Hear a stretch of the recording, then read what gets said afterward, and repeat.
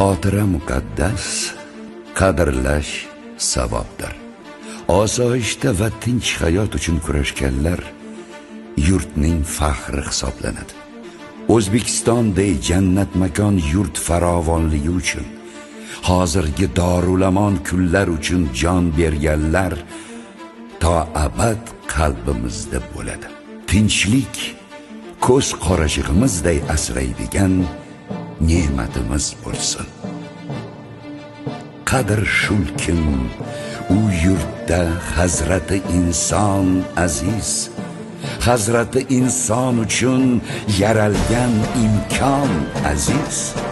Inshaalloh hech kimdan kam bo'lmaydi bu millat, erk bayrog'in ko'targan hur O'zbekiston aziz.